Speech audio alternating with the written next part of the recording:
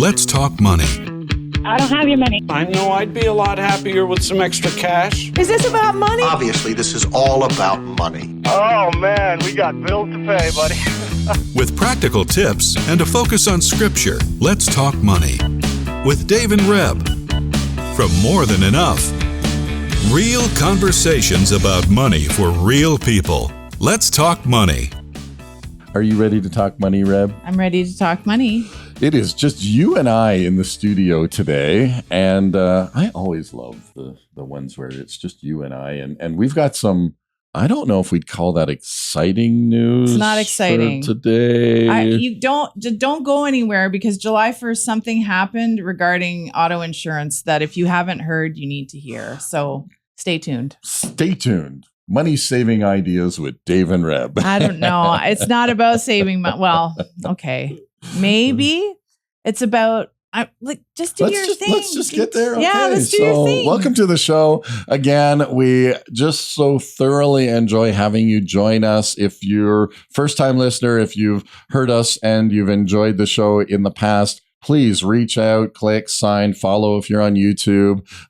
Again, share. And I think I don't say this often, but please share. If there's something in one of the podcasts that you're like, wow, that just hit me at the right moment, at the right time, share that with whoever you think comes to mind. Reb and I have talked about this a little bit in the past, the 10-second rule.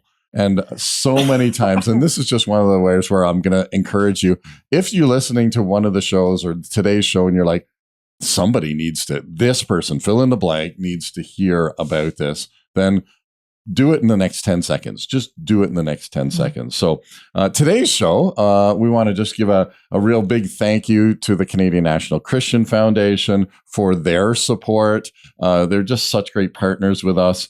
CNCF makes giving simple and impactful. And so if you are thinking about estate planning, or you're thinking about end of life planning, or if you're like, hey, I just want to learn more about how I can have a greater impact with the money that I want to share that you have, cncf.ca, reach out to them, and they have all kinds of mechanisms and tools to help the Canadian family really connect God's money with God's work. And you don't have to just connect it here in Canada. You can connect it anywhere around the world. So cncf.ca. Great.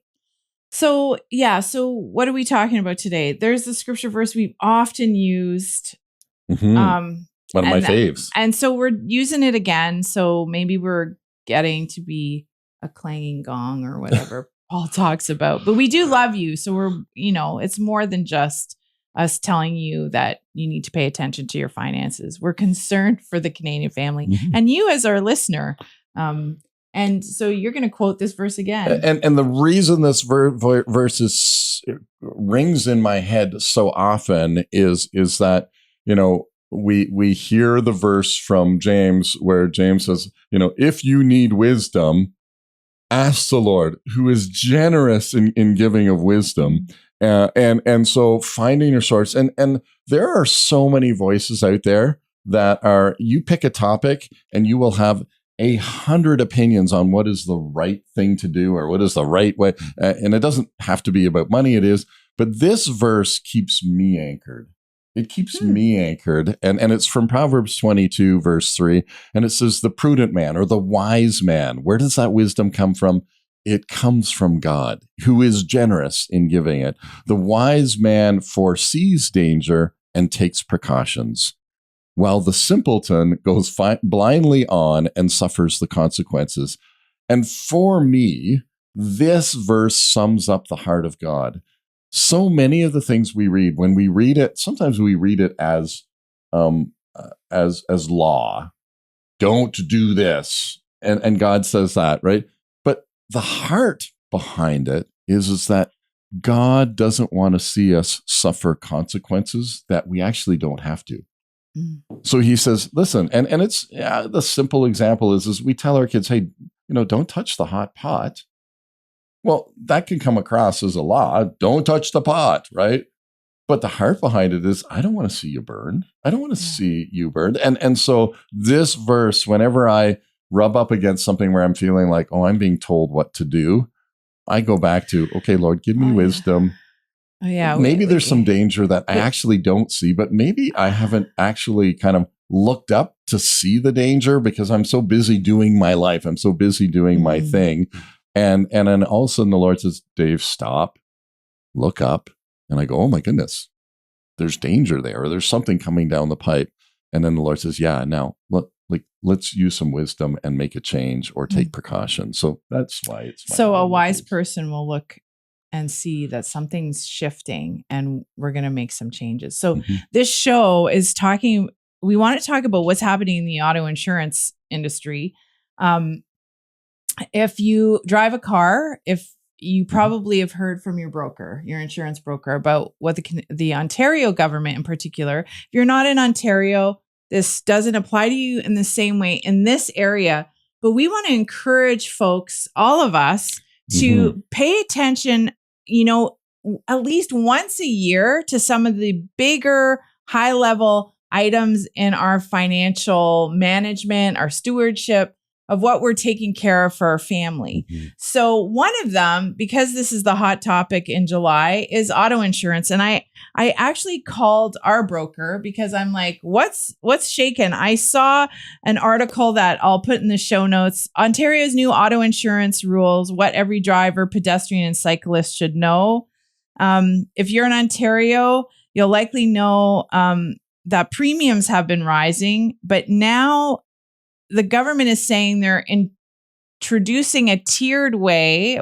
They're it's more of a menu system, if you will. Yeah. Excuse me. Yeah. So they're telling the insurance companies, we want you to offer that people a menu, and this menu will come with some very basic.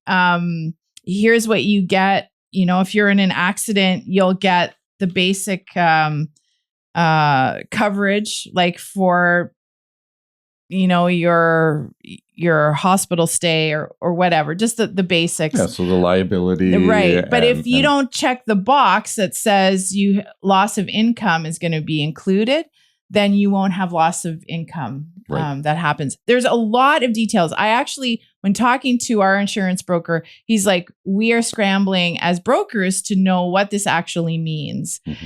He is thinking that it would even be a bit more like, we're going to handle your auto insurance like your life insurance. We need to know how many people you have in your family, who's driving the cars, and what coverage you want to have for that.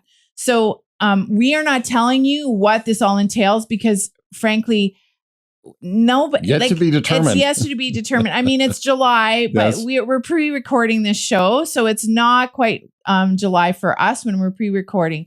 But now we're in it, and what our insurance broker said was that there are more phone calls happening. They're talking to more people because people are like, okay, what happens now when I get my auto insurance and my renewal comes up? What do I have to do? So we're just talking about this because we want you to be aware that every year you should be looking at some things. And one of them is your auto insurance. What do you have coverage in? Do you remember? Do you know what you're getting covered in? But like the thing, like what I do sometimes, I'm like, oh, here's the package and I file it. I don't even review it. And that's terrible. So and what's interesting, so we want to broaden this out beyond the change in the auto insurance. Obviously, that precipitates, hey, we need to look at those changes and see how they're going to impact each of us individually, because the way that they've described it is that there will be a bit of a menu system. You'll get basic coverage, and then you can add this, and we've seen that with our house insurance, right? So you've seen, hey, you have these riders. So if you've got maybe you want flood to add the flood because you're in a place where that's a potential, or if you've got a sump pump, so it's not necessarily a new. I'll say a new technique. It's really just going, wait a minute. The whole choice of what you actually get as your basic versus what you got 2 weeks ago as your basic. That has changed or is about to change with the renewal. So correct. our renewal is coming up in December. He said if you just renew it and we don't talk about it, you'll get the same kind of level of coverage. But there are ticked boxes like your income replacement. They have like none, $400, $600, $800, $1,000. You have your option. And then they have, what does that cost? So they have, then that adds $100 to your premium for the year if you want $1,000 a week coverage while you're off of work. So this isn't a terrible bad thing. And this is kind of where I was going with this. It's a change. But what it does do, and this is where we really want to encourage, there are things in your spending plan that really renew annually, or we want to review annually. Yes. So you've got insurance as a good example: home insurance, fire insurance. If you've got some, a motorcycle or an RV or some, we get the bill and then we complain. And as you already admitted, Reb, you send that into the file cabinet to go, I can't believe that our insurance increased this much. And then we file it away. So interesting. Not all of you have a podcast where you're trying to get information and learn. What do I do? I want to just tell you what I do, because this is really, so what do? I don't read the policy either. But I do call Will, and I say, Will, the policy went up.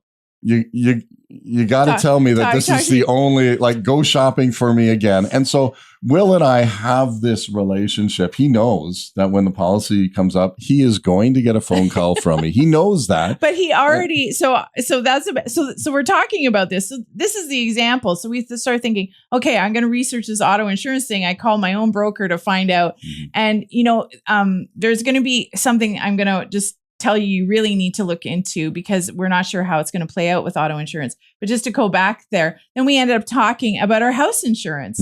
And we looked at it together again. We have a log home. Log homes are expensive to insure. I was like, there's a tiny home on our property that's added to it. When we have we help people in our community, and why is it so high? And then we came up with a plan, once it renews. And that was really great. I'm like, well, this was a great conversation today. I called for one reason, and we actually solved another issue that came up. And that's what happens when you can give time to your review of your policies. So Rebecca, can I say, how long did that take? We talked for 15 minutes. Right. Oh, I called him, said, can we talk? He sent me an email. Then he called me when I said I'd be around. So when we talk about these annual reviews, when we talk about this, so you're going to spend 15 minutes, and let's say we save $50 a month, right? Let's say we save $50 a month. To me, for those of you that are going return on investment, I spend 15 minutes and I actually, to save that $50, I would have to make $100 because of taxes and all of that. So we go, wait a minute, you just worked for $400 an hour. Way to go, Rebecca. Way to go. And I didn't even know I was doing. I didn't even know I was doing it. But before we go on from the auto insurance, I do want to say this as a detail of what's happening. We're not sure. Even the brokers aren't sure, at least as of this conversation today, how it's going to play out for passengers in your vehicle. I think this is the big question mark. If your passenger doesn't have their own insurance, if your passenger isn't a dependent, then it can affect, if you're in an accident and they're in your vehicle, it can affect what they get covered for. And I think this is why you all need to be calling. If you own a vehicle and you drive people around, find out from your broker what's going on and how this is going to happen. There's just a lot of question marks as of today. So we just recommend that. So then we go from auto insurance. There's life insurance also we can review. And these two are connected. So because let's say some of these changes, and I want to say, this is pretty common that there are changes that happen behind the scenes that you think, oh, our auto insurance is the same as what it was last year. No, it is not. This year there is a change. It doesn't happen every year in all categories. but it does happen. And so doing the review, and I like to call them just the annual review of your insurance, your life insurance policies, and saying in life insurance, this actually might be something that you change as your life changes. So we had need for more insurance when we were a single family income and all the kids were at home and you were at home with the kids. If something happened to me, then my goodness, there was a greater need than there is today. In the sense that most of the kids have left the house. And so now we're like, well, if something were to happen, Rebecca, you're working in more than enough. How would our need for insurance has changed than it did 15 years ago. And so if you are still paying the premium that you were paying 15 years ago, then let's revisit it. It's a 15-minute phone call to say, hey, things have changed and we need to get that squared away. And so, your life insurance, your auto insurance, your house insurance, all of those insurances typically renew automatically annually with relatively little fanfare unless you take a few minutes to make that phone call. And this is, again, why I'm such a big advocate of, develop a relationship with your broker. This is a trusted advisor that is going to give you the goods. And so some of that is just, hey, I want to make sure that I'm calling. In our case, it's, well, we need your help. I've got some questions. Or I just want to review. Well, is this the best you can get me for the coverage that I want? We've talked about the coverage and away we go. So, the insurances are one area where you can do as an annual. Wills doesn't have to be annual, but we do talk about that. No, our lawyer told us like every 5 years is great. So in our case, Serena, when she was 5, who was her guardian? When she's 10, who's her guardian? When she's 15, my sister, we had asked to be her guardian. Well, now my sister is like getting older, and I'm like, oh, well, let's change that because she doesn't need to have that responsibility. But my oldest daughter said she'd be willing to do that, so that has to change in the will. So our lawyer said just review it every 5 years just to see if it's still current, if it's still what you want, if because your life or our life changes. Yes, right. And the executors could change depending on your age and the age of your children, or your executor's age. Or the executor's age, actually. Yes, and so it's really helpful. A number of years ago, we can't say this enough. If you don't have a will, please go get one. If you own property and you don't have a will, get one. Many years ago, I think we still have it up on our website, so maybe I'll put it in the show notes. My friend Patty, who I grew up with, went through an experience where there was a business, there was her child, like 7-year-old child, and it had to go through the courts because there just wasn't a will that existed. And she tells the story in the podcast, and it's just a warning, like let's get taken care of. And it really is, we just did a workshop recently with our Unleashed clients, participants at More Than Enough, and we talked about stewardship. This is a part of management, stewarding what we've been given and our responsibilities in living in Canada. And let's frame this. I mean, I often have this conversation, and maybe I'm just a little weird, but like I take a little bit. Do you want me to respond to that? So I take a little bit of joy from that. Hey, this is taken care of. I know that if something happens to me, Rebecca and the kids, that they'll be cared for. That I'm not leaving them chaos. Like to me, like it's like, wow.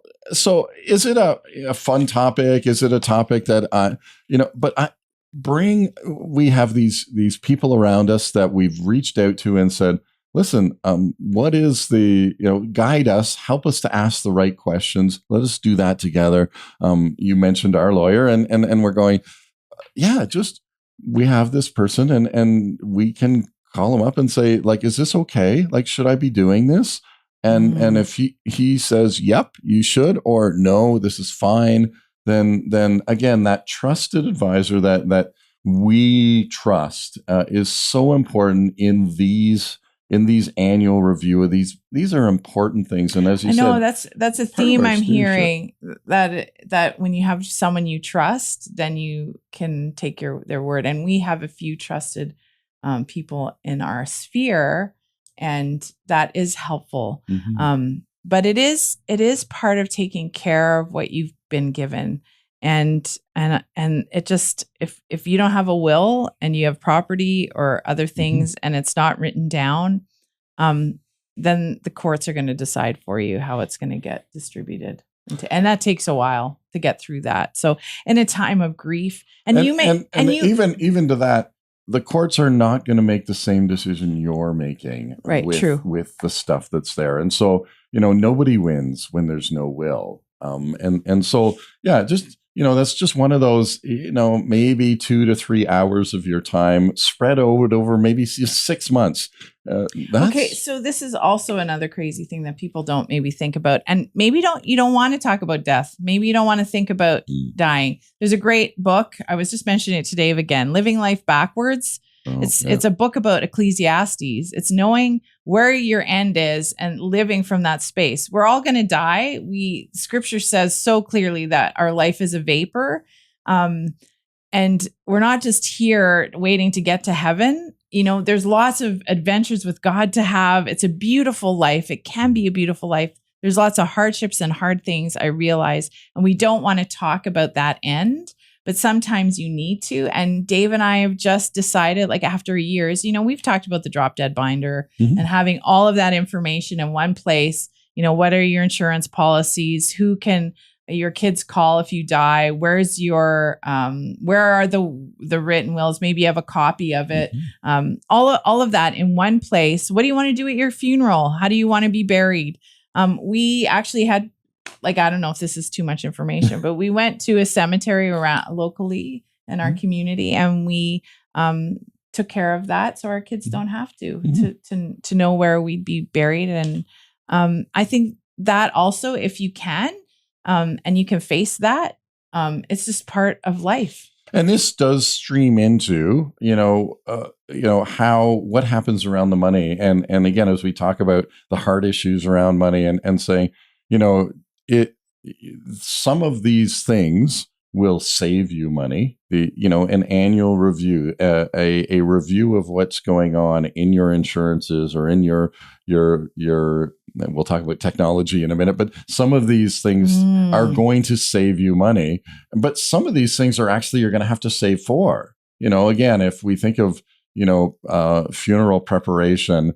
And going, if I plan that ahead and I pay for that ahead, that actually costs some money, and it can be significant money. So, I'm not saying that everybody has to go and spend the money on their end of life planning, but maybe you say, hey, I'm going to actually intentionally buy this life insurance, or a portion of this life insurance is going to pay for that end of life, the funeral, and where you're buried, and saying, so I'm going to intentionally put that in my will, that X number of dollars is going to go towards the funeral, so that the kids know, or the people that know, they go, oh, okay, so that's already taken care of. Even though you maybe don't have the money now to actually take care of it, and you're like, well, I don't have any money for that, so I'm not going to do it.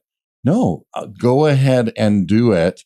And say, well, let's make a plan on how that's going to be paid for in the and conversation. Talk about it with your family and your kids. But so we got insurance, we've got wills. You just mentioned technology. Technology is a big one, because technology is changing so fast.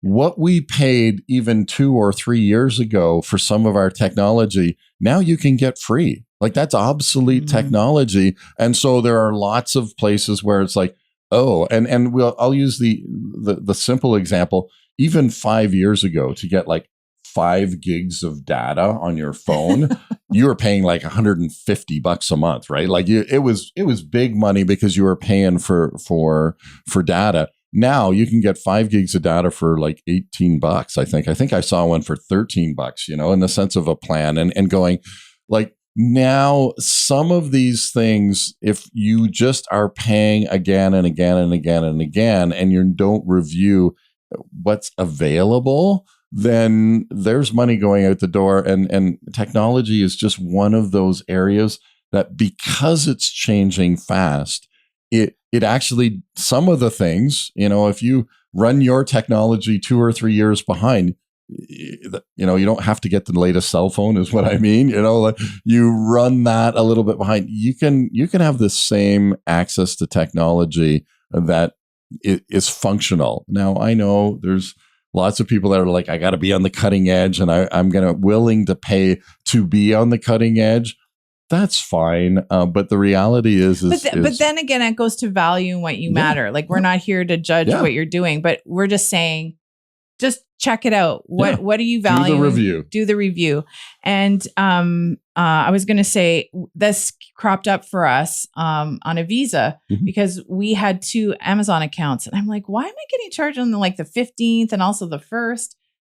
And then we had 2 accounts. And I'm like, how did that happen? And unless you're paying attention to those automatic things that are happening on your Visa, it's really important. So take a look, print out your thing or go on your bank statement, look at your Visa bill or however you're paying for them, and make sure that it's aligned with what you want to be doing. And it might be a different season. Hot tip, some of our clients will say, well, we only do one streaming service at a time. We'll spend 3 months doing, Amazon, 3 months doing Disney, just so we're paying one at a time. And that's all we watch for those 3 months. And that's a way to save as well.